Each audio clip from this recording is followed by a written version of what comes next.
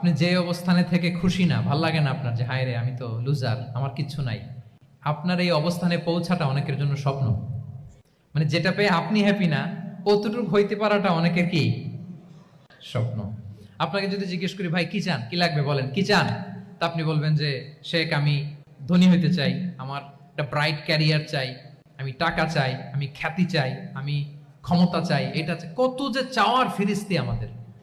আপনি একটু একটা ক্যান্সার হসপিটালে জানতো, ক্যান্সারের থার্ড স্টেজে চলে আসছে, ধুকে ধুকে লাস্ট স্টেজে চলে আসছে। আপনার তো অনেক কিছু চাই, আপনি ওকে একটু জিজ্ঞেস করেন যে ভাই আপনি কি চান। ও টাকা চায় না? ক্যান্সারের রোগী টাকা চাবে, খ্যাতি চাবে, ব্রাইট ক্যারিয়ার চায়। সে কি চায় বলেন তো একটু? সে একটু বাঁচতে চায়। যে ভাই তুমি কি চাও, বলবে আমি কিছু চাই না, একটু বাঁচতে চাই। বার্ন ইউনিটে যদি কখনো যাওয়ার সুযোগ হয়, দেখবেন যে চিৎকার করে তারা, এত কষ্ট, এই দহনের কারণে এত কষ্ট, তারা চিৎকার করতে থাকে হসপিটালকে কাঁপিয়ে। আপনি ওকে একটু জিজ্ঞেস করবেন ভাই কি চাও, বলেন তোর চাওয়াটা কি?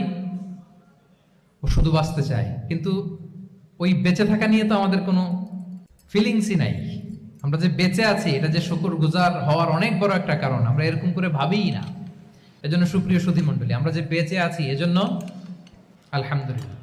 শুধু বেঁচে থাকার কারণে আমরা কি পড়বো?